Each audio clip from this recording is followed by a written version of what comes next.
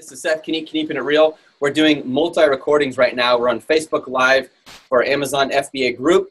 Hey guys, good to see you. And I also have Tim Jordan here. You guys can't see him, but you're going to be able to hear him. And then later, of course, this will be on YouTube as well. Tim Jordan, thank you so much for being here today, brother. Well, thanks for letting me be here. I've been really looking forward to this conversation because I think it's going to be really fun. Some of the most funny situations grow out of sourcing. If there's a sourcing question, if there's a supplier question, confusion about it, what are you supposed to do? Well, what we're going to do is we picked out what we consider, and this is totally in jest, this isn't mocking anyone. Believe me, I had these questions in the early days. 7 most idiotic questions someone can ask about suppliers and sourcing. But the goal is so that you understand, so that you are professional, you know what you're doing, and you're not getting taken advantage of, you're not getting screwed over. Tim has an incredible story. I want you guys to know. First, let me go back a little bit. HICKORY-flats.com. HICKORY-flats.com. If you're looking for a really badass sourcing company, Tim Jordan is where it is at. I'm telling you, this guy understands. What I love about your company, Tim, is you have a business partner in China, Chinese in China, and you're here in the US, so you really bridge these two gaps. You bring these two cultures together into one, which I think is awesome. Can you just tell us a brief story? How did you guys get started? And then we'll jump into the questions. So I was involved with another company doing a lot of really government procurement or government project procurement, and I was going to China, and I was figuring out I didn't know what the heck I was doing. And I was navigating by like using Alibaba.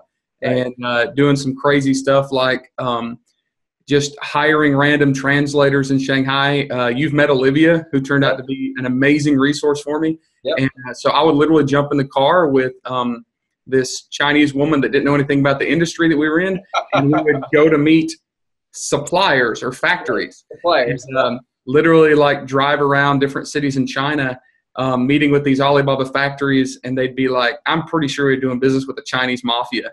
Like guys roll up in like really nice cars at an intersection, and then they'd say, follow us, and we'd follow them to this lot full of like machinery. And they'd say, yeah, this is all our machinery. And I'm like, well, this isn't a factory, this is a graveyard, but okay, cool. And we'd look around for a little while, and we'd leave. I'd be like, man, those guys have some shady characters. Let's call the next factory. And we'd call another supplier, and they'd say, meet us at this intersection. And it'd be another black SUV with like 3 dudes in it. We'd pull up the intersection. They'd say, follow us. And we'd go to that same scrapyard of machinery that we were at earlier that day. So because I knew there was a lot of promise in sourcing and doing business with China, I wanted to keep evolving and figuring out how to make this work.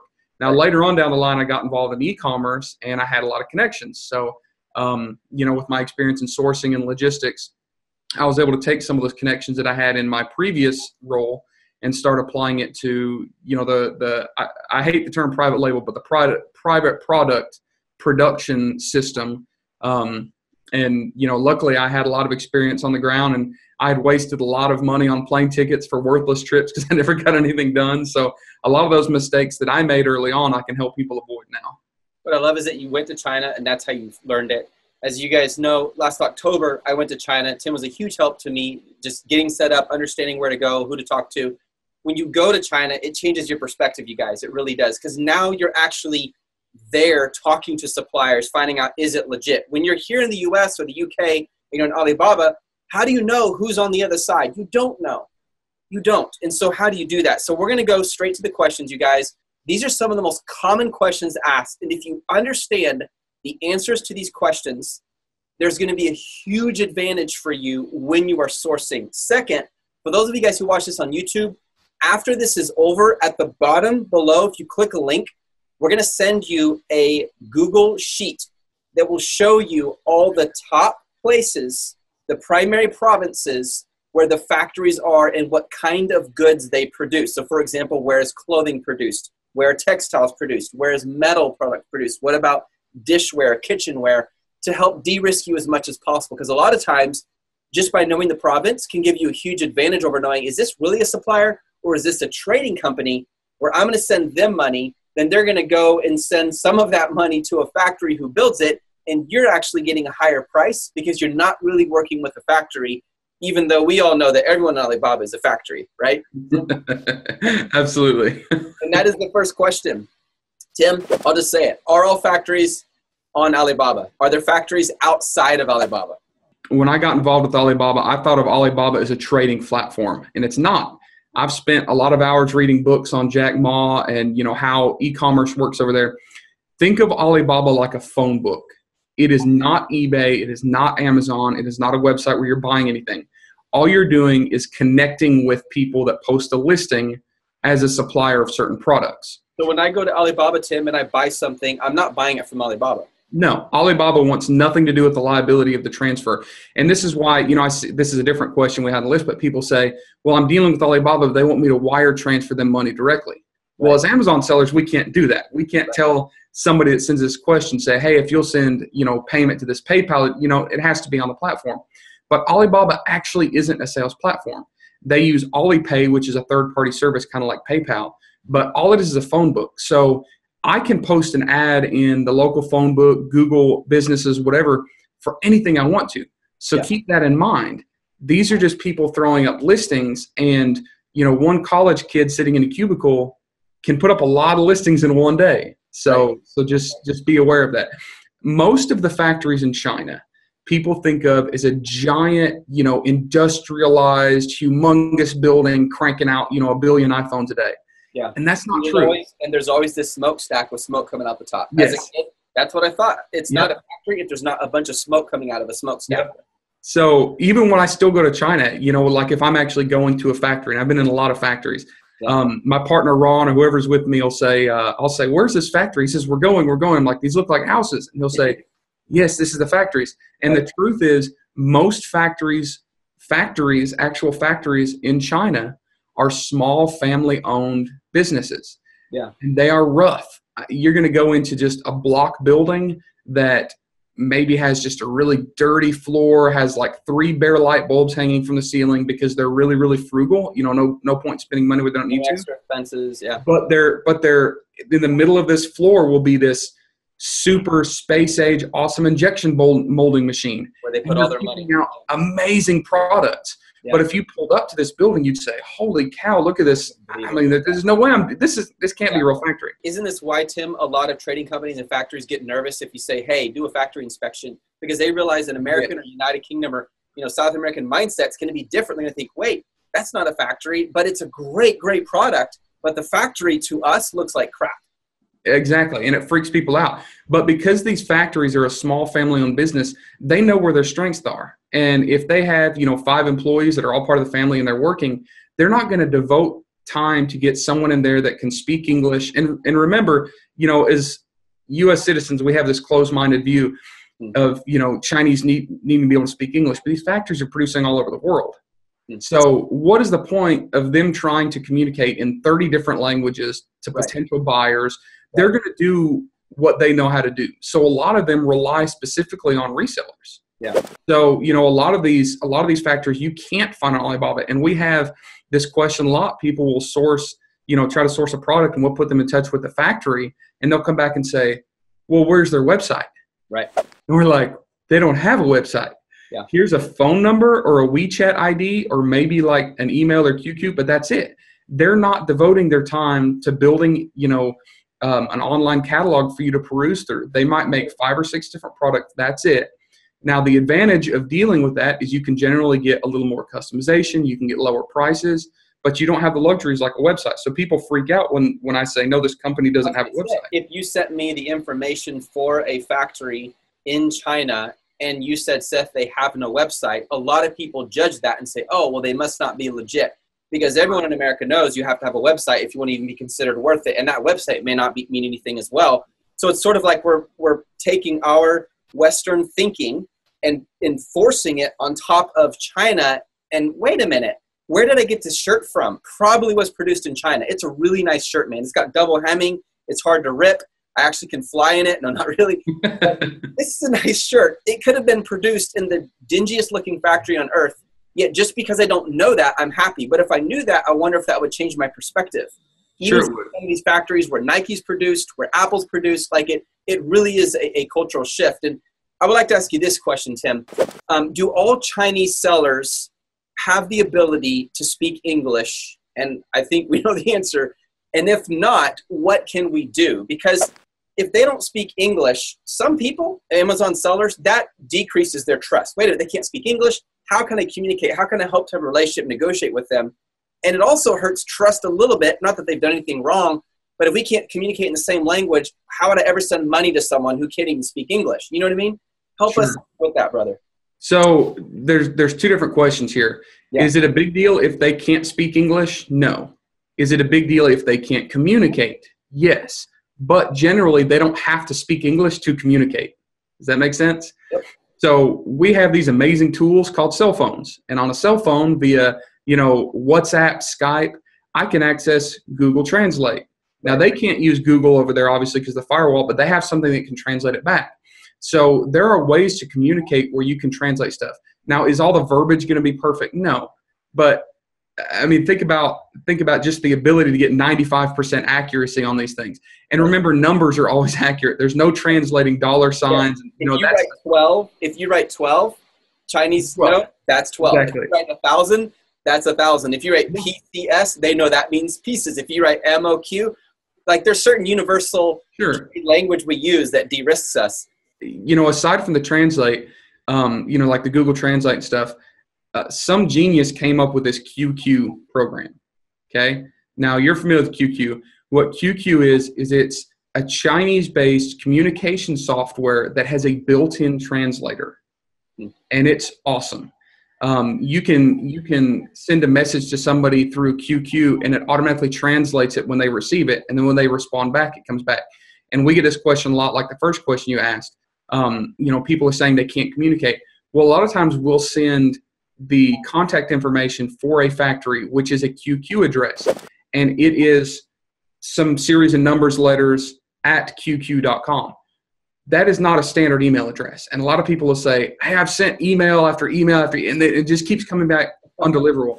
QQ is its own standalone platform, its own standalone product. You have to have QQ. But if you'll download QQ, they have it like an app version. They've got a web version where you can just log in, send your messages through there, and they will receive them, and they'll send them back.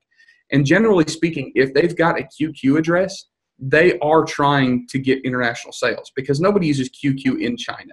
Right. That would be like me using Google Translate to call you up and say, hey, Seth, what are you having for lunch? Like it just so they have already made some effort to be, multilingual capable, if that's the correct term or not. So if you get a QQ address from a supplier, they are trying to reach out and contact you. Just make sure you're using the correct platform and not assuming that's a standard email. Gotcha. What are the advantages and the disadvantages of using Alibaba versus a sourcing agency? So, and I know many of you guys here, you guys use Alibaba. Many of you guys here use Alibaba. It's your go-to place. There's also, in fact, before you even answer that question, based on your experience, Tim, and I know there's no exact answer, but I'd love to hear your thoughts on this. I have my thoughts as well. What percentage of people in Alibaba are actually the factory and not a trading company, a middleman? I think it's probably lower than it is. But I will tell you that my Chinese team says that only about 8 to 10% of Alibaba listings are representatives of an actual factory. So if I go to Alibaba and I have this, these super cool chalk markers that I want to source in Alibaba, and I pull up a listing. Oh, and by the way, the listing says a ridiculously low price. Until I talk to them, like, wait a minute, you mean I have to buy 2,500 of these to get that price? I can't buy 50? That's fun to think about.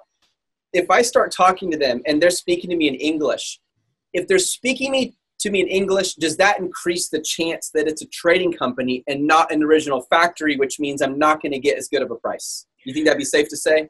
It would be safe to say. Of course, there's exceptions. I've been in a lot of factories that have English-speaking sales, sales staff, but generally speaking, that's true. And, you and I have had this talk about criticism before. It's super easy to sound critical of a platform. Yeah. And what I like to do is just make people aware of the differences, not necessarily beat up on one. Yeah. So it's very easy the way we started out to scare people from Alibaba. Sure. Don't be scared of Alibaba. Just recognize it for what it's for. The same conversation comes up with Ewu, the market in Ewu that you've been to. Yep. Of course, those aren't actual factories represented, but is there still advantage to using it? Absolutely. And a lot of those advantages translate to Alibaba. So as far as advantages to using Alibaba versus sourcing agents, one thing is Alibaba is pretty fast. And what I mean for that is it might not be really fast for your final, your final shebang, your final product sourcing.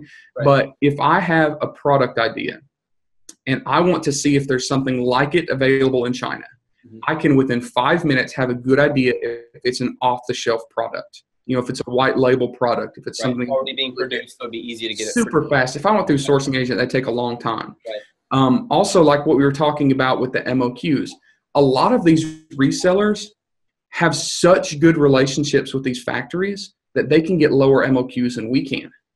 So if I'm dealing directly with a factory for those chalk markers, they might tell me 5,000 sets is the MOQ, minimum order quantity. Yeah. Where if I'm a reseller that's been reselling that factory's goods for 5 years, I might call them up and say, hey, I know that you can't do 100 sets, but you probably have 30 sets in a closet left over from this last thing that we could do. Yeah. Yeah. So the Alibaba supplier might have access to some of that stuff that you can't. And there is an advantage being able to buy lower MOQs initially, at least to test it. Right. Alibaba makes it easier to communicate, to get some initial, back and forth, just like we've talked about. Because those Alibaba suppliers, if they've listed in English, they can communicate in English. And also there's lots of options. So let's say I'm looking for those chalk markers. I can get on Alibaba and I can find out how many variations of those are on the shelf. Where a sourcing agent is going to, hammer deep, do deep digs into specific factories and come back and say, here's some options. But you can do kind of a really wide but not deep scan of, let's say, like Chinese availability of a product on Alibaba that a sourcing agent can't quickly do or can't as easily do. And when you say sourcing company, Tim, are you referring to a middleman trading company? Or are you referring to an actual factory when we're comparing Alibaba to sourcing companies? So Alibaba is, I'm thinking the same as trading companies. So when I say Alibaba, I'm thinking of Iwu sellers, of resellers in Guangzhou at Canton Fair. I'm talking about Alibaba sellers, so trading companies in general. Sourcing companies, you can usually manage your expectations a little bit better. Does that make sense? Yeah. If a sourcing company, if you're talking to my staff in the Shanghai office and they say, hey, a delivery date is going to be this, you have a lot higher likelihood of that actually happening because they're going to be held accountable for that. Where the factories, unfortunately in China, the answer is yes to everything. So, expectations aren't managed very well. Yeah. Sourcing agents, you're going to get a little more honesty, a little more expectations managed. Sourcing agents are likely to be able to get more customization done. Mm-hmm. Now, trading companies, let me back up. I have sat in office complexes with cubicles, cubicle farms of 50, 70, 100 cubicles. And each one of those cubicles represents 7 or 8 Alibaba accounts. Mm-hmm. Okay. Massive, massive operations going here. They are dealing in quick volume, low hanging fruit. All right. If I'm sitting in a cubicle as one of those employees and I'm managing 7 accounts and I'm getting just inquiries all day, every day, I'm not going to really do a lot with the highly, needy individuals, the people that want customization. I don't have time for that because my profit is the same whether it's customized or not customized, because, that's just the way it is. So they're going to kind of shun that stuff off. So if you want customization, Alibaba's / trading companies are probably not the place for you. Small customization, like, a little bit of color, maybe some packaging, yes. But in general, they want to take the same thing that everybody else has, stick a sticker on it and ship it to you, which again has huge, tremendous value, like in testing and getting something quickly. But if you want that customization, Alibaba's probably not the place for you. Would you say it makes more sense to find an original factory, not use a sourcing / trading company? If you're really trying to build out a brand, you want to get massive quantities at the lowest price possible. In other words, at the beginning, it might take longer because it's true in Chinese culture, the temptation is to say yes, yes, yes, yes. That's why we have a Chinese liaison with Just One Dime in China, because we wanted to find someone who wouldn't do that, who would tell us the real truth. So would you say long-term that makes better sense for a brand, but short-term, sometimes using a sourcing company can really get you started faster, get your feet wet, help to de-risk you because they've been doing this for years and they understand the pros and the cons? There's two general ways, in my opinion, of doing private label. One is white label, do it quick, sell as much as you can, and it's going to become saturated in 12 months. There's a lot of money to be made there. And a typical actual sourcing operation takes months, months from the time you work on the prototypes to get the production tests done to actually producing and shipping. It takes a long time. And the product inspection, and if you need certification, if it's a special like a child's product, electronic product. So when you say, I think I've heard you say this number before, on average, if you're really sourcing, doing a badass job completely 100% the right way, it can take 6 months from the beginning of your product research to it showing up in Amazon's warehouse. 6 months is a reasonable timeline. 6 months. But if I see a trend on Amazon that I can jump on quick and I need product like airship ready to go, it's almost fourth quarter, I got 1 million fidget spinners to sell because they're coming up, buy something that's off the shelf. Use a reseller, get as much of that stuff as you can and get it quickly. And it might not be something that's going to carry your brand forever, but it's going to be quick money now. Now, if you want to actually build a brand, something unique, yes. Sourcing agent is the way to go because it will access you a little deeper into the system, get you involved with an actual factory, do whatever customizations you need. I've got people that just send me prototypes. They're like, I need this built. Obviously, you can't use Alibaba for something completely off the shelf. Right. But that's where a sourcing agent is going to be involved and going straight through a factory. The other huge advantage I was thinking too is if I go to Alibaba to source a product and I find the product that I want to source, even if I make mine better and differentiate it well, that means every other seller in the world has the same opportunity to source it as well.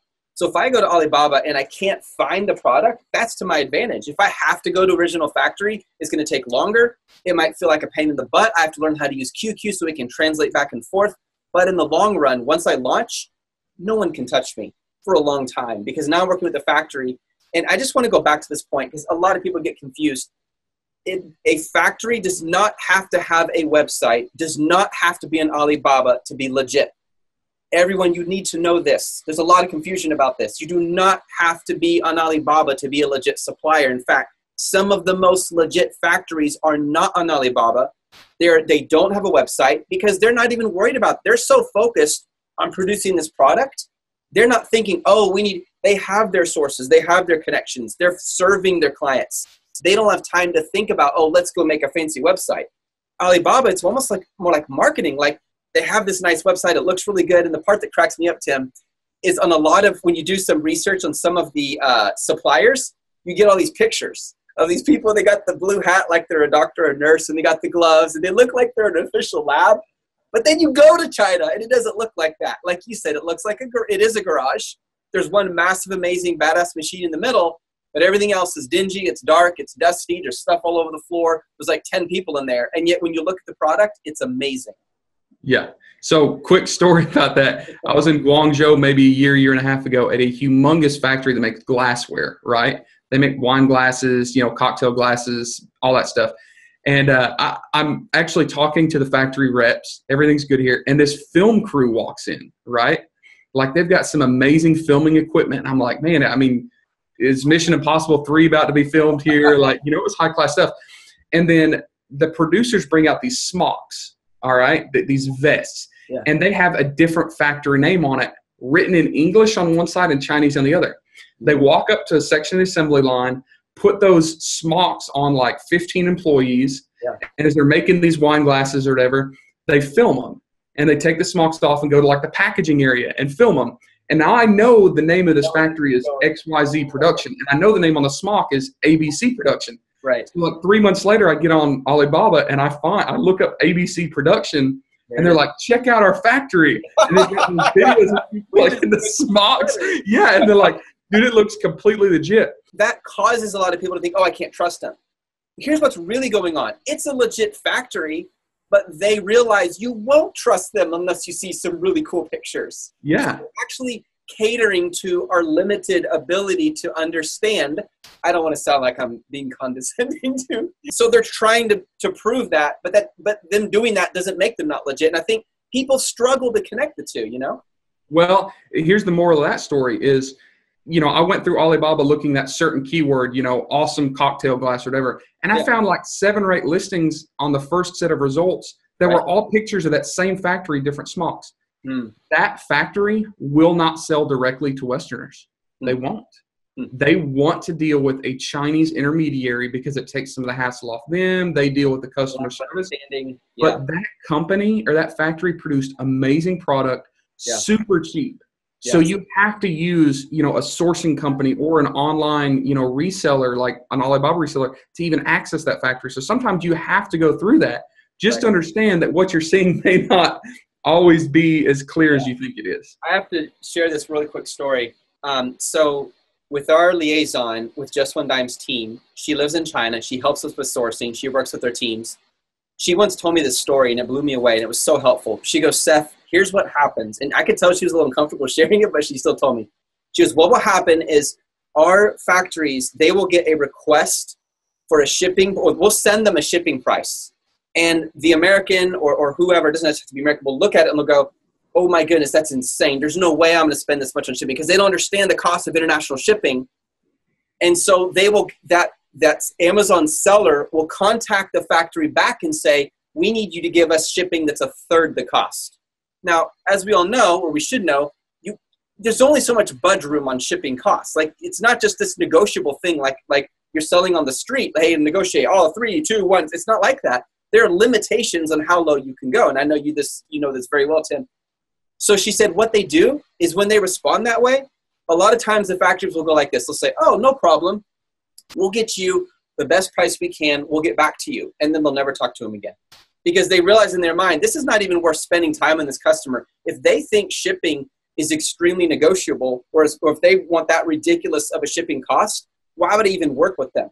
So I want to share with everyone who's watching right now, make sure you understand this process when you negotiate, so you don't invalidate yourself and cut off a legitimate supplier. You don't want that to happen. Tim, I know this wasn't one of the questions we had thought of ahead of time, but I do want to ask you, shipping, how negotiable is it really? Man, that's a tough question to answer. I out of my hat. to be honest with you, here's the thing about Chinese negotiating. Now, if I go to the black market, in the subway station in Shanghai, and I'm buying a pair of, something, that's ridiculously priced, counterfeit Louis Vuitton bag or something, they're going to tell me $300. I can get it for 30. Okay. I can negotiate way down. Yeah. Now, with the ability to communicate internationally and the online sellers like ourselves, it's created a much more level playing field, meaning there's a lot more competition. These suppliers know that you're price shopping. They know. They're not giving you a 3,000% markup because they know they can't afford to. Right. So generally speaking, on your shipping costs, they're probably giving you a pretty decent rate. Now, what I mean by decent rate is it's at their cost or maybe a small markup. That doesn't mean that they're not using the best rates possible. They might call their DHL rep up and they say $6 a kilogram, and they call you and say $6.50. All right, that's not much of a markup. Right. So still do your due diligence in shopping around, because there may be a consolidation load or a consolidation service out there that can get it much lower. But don't automatically assume they're screwing you. Yeah. This also happens a lot where people will call us and say, holy cow, you guys quoted us this. My supplier quoted me this. Keep in mind, it's not always apples and apples, comparison. One is they may have just reduced the shipping price to really make you happy and rolled more of that cost into the production, right. Or they're using cut rate services. Yeah. Everybody says, well, so-and-so quoted me air, to FBA a certain price. There's like 50 different ways to ship air. So make sure that if they quote you price, that it's not a standby route. There are standby routes where DHL will say, yeah, we'll give you a 20% discount. We don't know when it's going to ship. Whenever we have open availability, we'll do it. We've done that for clients before, and say we ship 20 boxes. Mm-hmm. It will go on like 14 different planes. And if the client is okay with that and they want the reduced rate, fine, we'll go for it. But keep in mind that most of the time these factories aren't out there to hose you. And here's another thing. Let me get on my soapbox for a second. Yeah. They have to make money too when it comes to pricing goods. I watch these Facebook groups and, these people that have this entitled mentality of, oh my goodness, they're not immediately giving me the cheapest price. Well, of course not. They're trying to make money. They're trying to negotiate. Be nice about it, but understand this is a business relationship and don't get your feelings hurt. Yeah, I'm not going to sell my products at cheapest price possible on Amazon. I want to make a profit. Exactly. They're in a business. They have a reason. Yeah. I saw someone the other day. They came on. They said, "Oh my goodness, my supplier's been selling this item to me at $5, and for the past 2 years, and I renegotiated. I got it for $4.50. They've been robbing me 50 cents a unit all this time." And someone immediately comes on and says, hey, tell me what your ASIN is, and I demand that you lower your listing price by $1 right now. Because it's unfair that you've got some profit in there. It's crazy, this entitled mentality. So to answer your question, don't always assume you're getting screwed. Don't always assume that they're being dishonest. Maybe they just don't have the best pricing. Maybe they're trying to make some money like we all are. And just understand that it's a business relationship and don't take it personally. And so the biggest problem I see is people taking things personally and thinking that someone's out to get them, which isn't always, usually not the case. And if that was them, if they really were out to get them, their business wouldn't only last for so long, because eventually what goes around comes around, and it's going to take them down. They have to be a legitimate business in order to succeed and sustain at that level. Hey, really quick, for those of you guys who asked, I'm talking to Tim Jordan. If you go to hickory-flats.com, it'll take you straight to the sourcing website. They do logistics, they do shipping, they do sourcing, they do a ton of stuff. Basically, all of the hassle stuff that an entrepreneur has to deal with, they will manage that for you. And this is something he's done for years. He lives here in the US. His business partner lives in China and is Chinese. So it's a really amazing symbiotic relationship. That gap, that huge cultural gap that often gets in the way of us succeeding with suppliers, is bridged with hickory-flats.com. And again, for those of you guys who didn't hear earlier, at the end of this video, for those of you guys who watch this on YouTube, there's going to be a link below. If you click on it, it'll take you to a sheet where it shows you all the major provinces where the factories are in China. It'll show you the kinds of goods that are in those provinces. So for example, in some provinces, clothing is really cheap. In others, it's very well made. It will give you sort of a scoring system, a list of what to look for and what to watch out for to help de-risk you as much as possible. And you could use that to help de-risk you when you're vetting a supplier and saying, hey, they're from this area. Do they actually produce pet goods, or should it be here? And it should give you guys a huge help. That's 100% free. And again, it'll be on the link at the end of this video. Guys, I just wanted to bring this live for you guys, since why not, right? Thank you, Amanda, for sharing. There it is, hickory-flats.com. I just thought it'd be kind of cool to record this live in the studio. It's pre-recorded here, but it's live for you guys. So you guys can see all the flaws and everything, and the spit comes flying out. It's pretty cool. Okay, just a few more questions. The topic is the most idiotic questions you can ask the supplier. We say that to be fun, but it's true. We don't want to ask dumb questions. So here we go. What is an MOQ, and why does it matter, Tim? MOQ is minimum order quantity. Now, think about an assembly line, okay? Think about any assembly line. If I want to change the shape of something, I have to change the process. It costs money to change that process. If I am even doing something silly like changing the color of tint material, if they're running a lot of red and I say, all right, I want it green, they've got to stop their lines. They've got to remove all the fabric from all the machines. They've got to change the thread color. They've got to buy a smaller quantity of the green, because like fabric, I've been in these factories, they're rolling out fabric, and it's a 12-foot wide roll that will stretch out, 1,500 feet.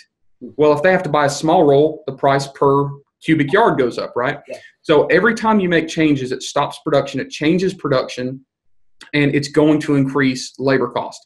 If a factory only had to make red tints of a certain, style, they could train their crew to make that. They could buy all the same material in bulk, and they can pump those things out 365. Well, not true in China because the Chinese New Year, 340 days a year, and never have the Chinese New Year, everybody.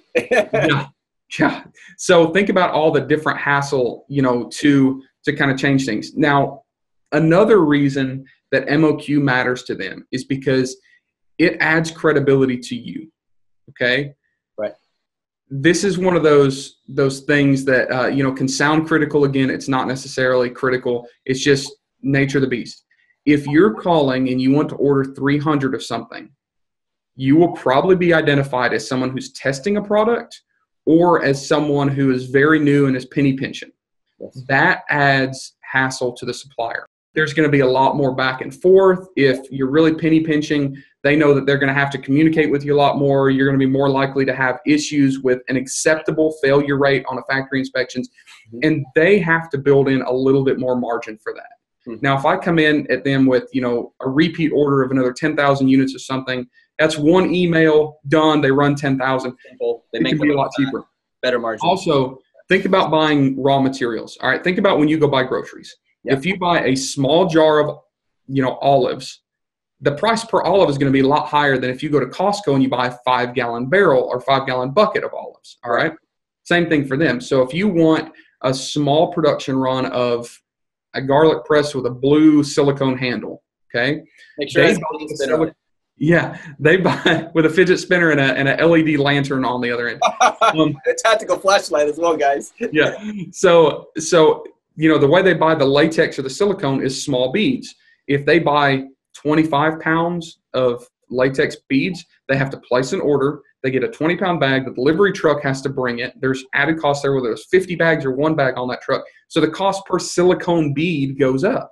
Right. Then they have to clean out their injection molding machine for the silicone, the silicone mold to change the color. So just by doing that small number of units, you've increased all the back-end costs like 3 times. Yeah. So keep in mind that those MOQs, one are there to vet you, one are there just to cover the cost of their hassle, in communication, but also their raw material cost goes up as the order's smaller.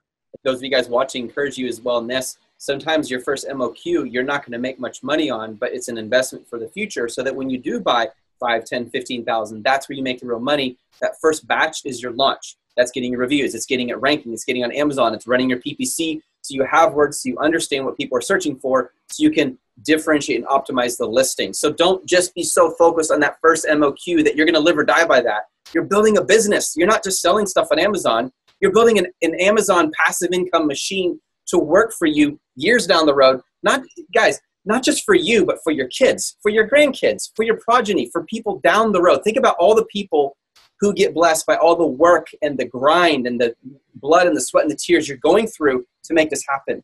Think that way. And then it's so much easier to balance these costs and not freak out because a supplier set you a price that you thought was not fair. Let me ask another question, Tim. Why do the weight and dimensions always seem to differ from the quote they send you than when the actual order is finished? Can you help us understand that discrepancy? Sure. Well, people place orders for those, garlic presses all the time. Well, a factory can speculate exactly how that's going to be packaged, but they don't know.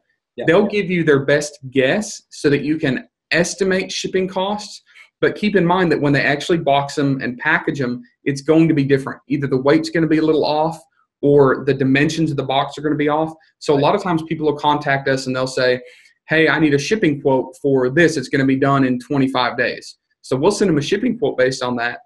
Then we'll actually go to pick the goods up, and there's always fine print. We will actually charge you for the actual weight and dimensions of the products.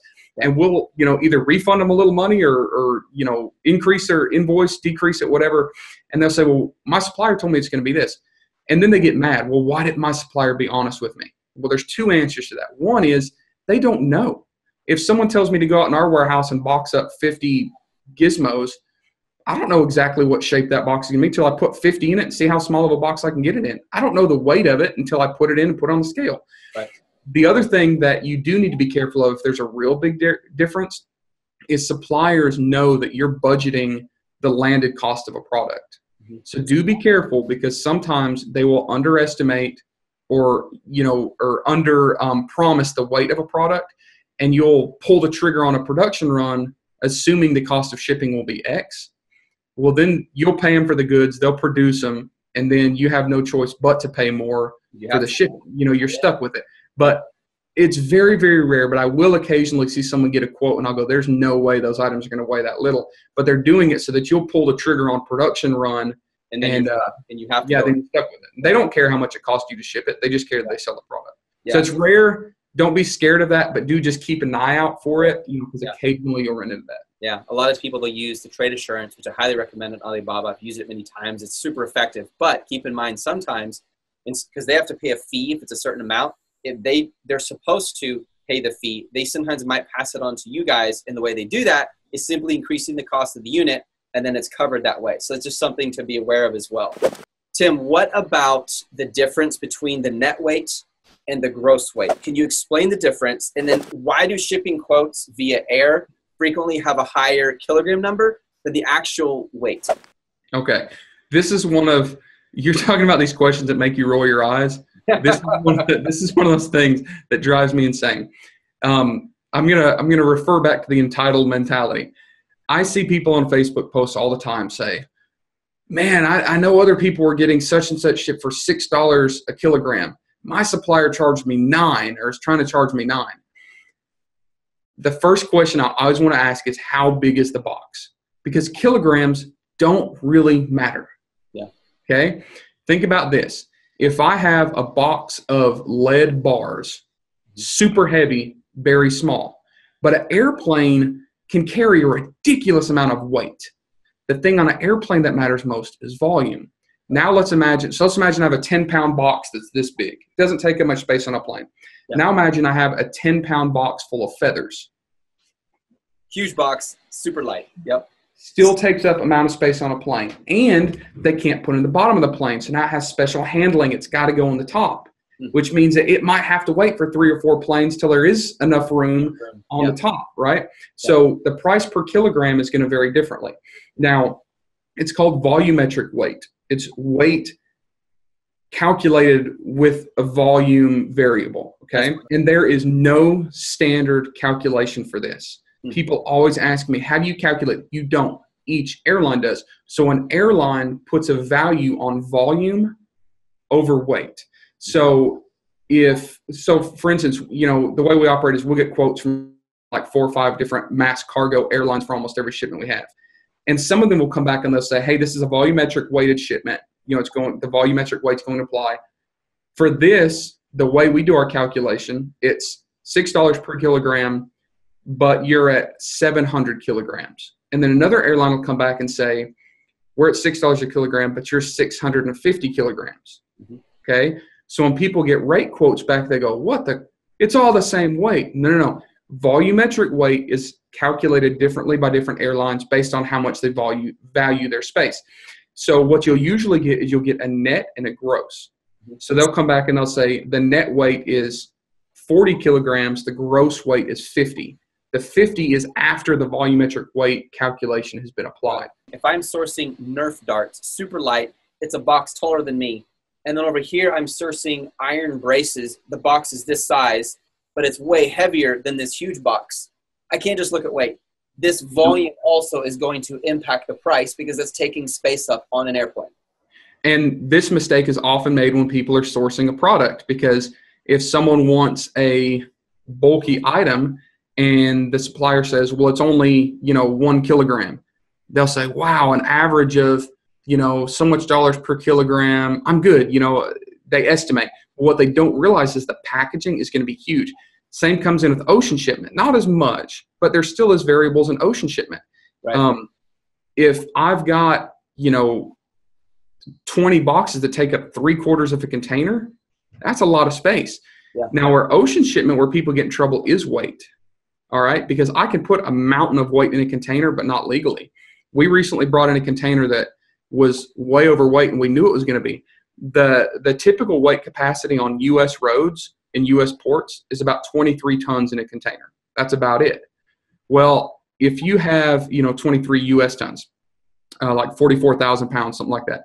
So just if you are bringing in something heavy and you've got an entire container load, and this is a 30-ton load, your price for that container is going to be way off. If you've brought in a container before and it costs you, X amount of dollars landed somewhere, keep in mind that weight's going to jack you up. So the volume can jack you up on the air. The weight can jack you up on the ocean really, really fast. So volume space that's filled up is more valuable on an airplane, and weight is more valuable in a general sense on a ship. Right? Yes. Because you can get overweight so fast in a container. So if I have a small product that's heavy, I mean, obviously shipping is, as a general thumb, is going to be cheaper no matter what. But if it's small and it's heavy, that's a better chance for me than if I have huge boxes of feathers or even these foam pads against the wall. Those would be very expensive to air freight or air express, right? Yeah, those. In fact, I have worked on projects with those foam pads. I may have sourced those. I don't know where you got those. We almost did, and that was one of the factors. The whole volume, right? It's like, oh my goodness, it seems like a great deal, but they're huge. Yeah, they're huge. Yep. Hey everybody, I want to thank you guys for watching. I hope this is super helpful to you. This is Tim Jordan. If you go to hickory-flats.com, you can see his website.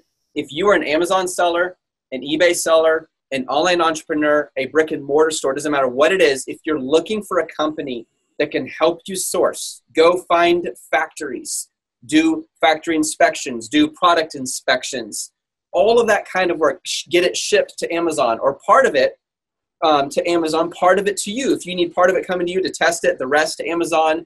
If you need them to take care of getting the FNSKU code printed on the packaging, all of that. You're looking for really cool retail packaging. Tim has those connections. They can do this. This is what they do best. And this is why I really enjoy talking to him, because it's a huge value for people who are working, trying to make a living in Amazon. And one of the scariest parts is finding a supplier. One of the riskiest parts, at least in a lot of situations, is paying a supplier. How do I can trust them? Well, Tim's company can be the middleman. They have feet here in the U.S., they have a warehouse in the U.S., and they have a company, half of their company is in China. So it's like a really cool bridge. Tim, if you have any last words of encouragement or advice to everyone listening right now, what would that be, man? I would say business is a risk, so don't overanalyze things. You know, if you're getting into this, it's not a get-rich-quick scheme. Nope. If you have, you know, I know that you started with a dime set, but if you have $200 in your, you know, checking account, that's it. Generally, launching a private label empire is not in your books right now. Right. These projects take a long time. There are other gurus out there, coaching programs that make it seem so easy, and it's not. Yep. It's very rewarding. It can be massively rewarding. I mean, e-commerce completely changed my life getting into the private label thing. I know dozens and probably hundreds of people that's changed their life. But don't set your expectations to think that it's super easy, and don't take everything so personally. It's a lot of work. It's a lot of hustle. It's a lot of grind. It doesn't happen automatically. But don't be too afraid to take those risks once you are ready. If you're not 100% sure that the supplier is legit, but you feel like they probably are, go for it. Yeah. Don't sit on your butt for a month trying to figure out if you're going to wire transfer this money over to someone's personal account. That seems shady, but it's not. Yeah. You know, it's just done differently. And network. The biggest thing that helped me in my business was getting off of my computer and going to events, going to stuff like the JOD Summit coming up in March. And you'll get, listen, I go to probably 15 or 16 conferences or meetups a year, some of them internationally. Yeah. The biggest resources that I've gained in the last few years doing this are individuals that I meet at that. Now, there's going to be some amazing speakers like at JOD, right. but probably he went like this right after he said that because he's speaking at the summit. Oh, that could it. But some of the biggest value that I've ever gained is just like going to dinner with strangers. Like I have business partners on private label brands that I literally went to a dinner and was like, "Hi, what's your name?"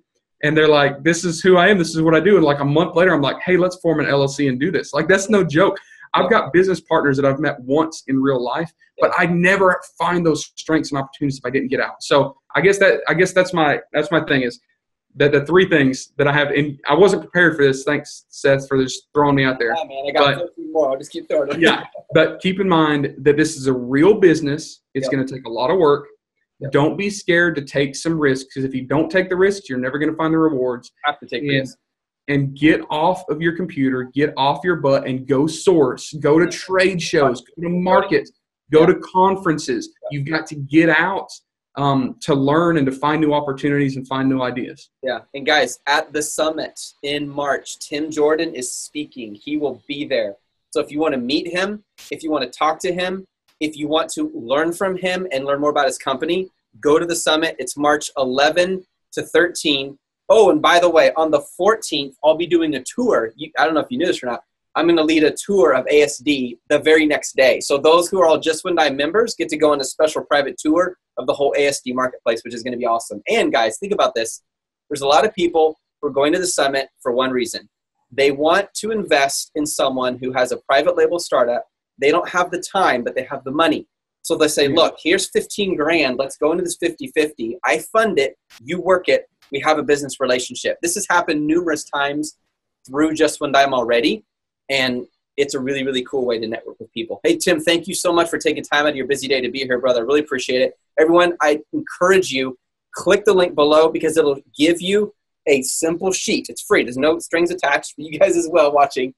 It'll give you a whole outline of the provinces in China and where the factories are based on the product type that they produce. So for example, if you're trying to produce products or find a supplier for, a plastic, or if it's some kind of hardware, or if it's for clothing or for textiles, it gives you a really good outlay of that so you understand. The more you understand that, guys, the more you de-risk yourself, the more successful you're going to be. Tim, my favorite suppliers are ones that we've been working with for years now, and they give us ridiculously good prices because the trust is there.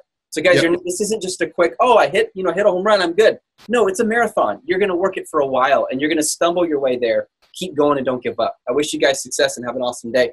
Thanks again, Tim. I really appreciate it, man. All right. Take care. All right. See you guys.